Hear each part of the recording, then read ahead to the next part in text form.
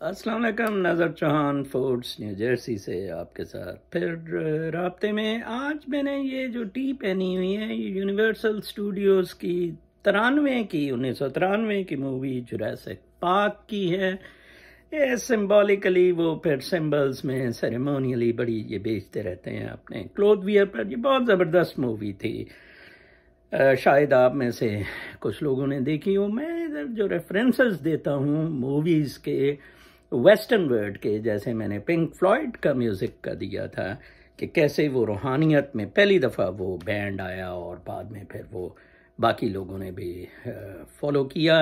इसी तरह Jurassic park पर ये बहुत ज़बरदस्त मूवी थी। इसमें आइडियली बताया गया है कि कैसे इंसान शुरू से कुदरत के साथ इन कॉन्फ्लिक्ट या मुकाबले में रहा है और किस तरह इंसान ने हमेशा इस सिलसिले में मार खाई।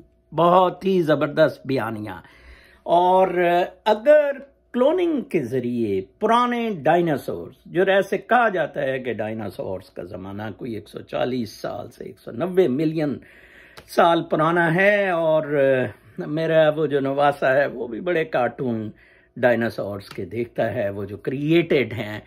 लेकिन ये बड़ी अच्छी मूवी है। इसमें नेचर के साथ कॉन्फ्लिक्ट को बताया गया है और कैसे साइंटिस्ट्स क्लोनिंग के ज़रिए वो क्रिएट डायनासोर्स को करते हैं और पार्क बनाते हैं, not for bringing in sanity in the nature और going in path of nature, rather for making money, rather for forcing nature again to have penalties on them. Look at it कि उसमें वो वकील जो है वो टॉयलेट में मर जाता है। वो मुझे मिर्ज़ा ग़ुलाम अहमद का टॉयलेट में मरना याद आता है। अब तो जनाब साहब उसे गांधी ने मिर्ज़ा ग़ुलाम अहमद को बड़ा हीरो, पैगंबर और पता नहीं क्या बुजुर्ग हस्ती बना दिया है।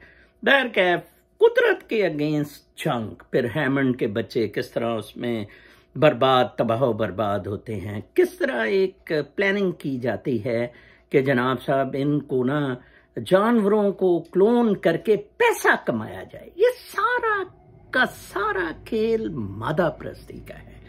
मादा परस्ती का परसूट, पावर और मादा परस्ती का pursuit is in conflict with nature. Simple. हजरत मोहम्मद सल्लल्लाहु अलैहि वसल्लम का रियासत मदीना का जो चार्टर, जो फलसफा रहा है, वो रूहानियत की तरफ परसूट का रहा है। मैं अपने व्हाट्सएप ग्रुप में सूफी रुस्तमानी साहब से दरख्वास्त करूंगा कि मेरे इस बयानिए पर पास्ट में जो हम कुदरत के खिलाफ खेले हैं इस पर ज़रूर कोई तबसरा करें। उनका तारीख का मुतालिया मेरे से शायद बहुत ज़्यादा है। बहरकैफ वी आर वर्सेस नेचर। आप देखें कि नेचर मूविंग है, एवर मूविंग है इन नाउ। आप उसको रिवर्स नहीं कर सकते कि क्लोन करके डायनासोर ले आए और वो अपने पैसे के चक्कर में बनाते फिरें। No, you anything can not go in conflict with nature. आजकल पाकिस्तान में निज़ाम पर बड़ी बहस हो रही है, सदारती निज़ाम हो से।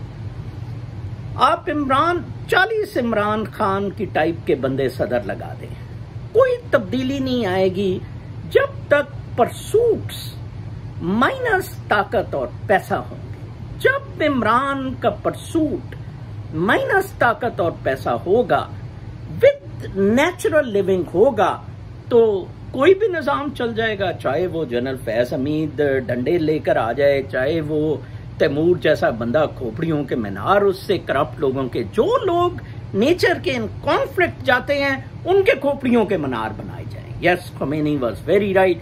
खोमेनी के जहाज को उठाया गया।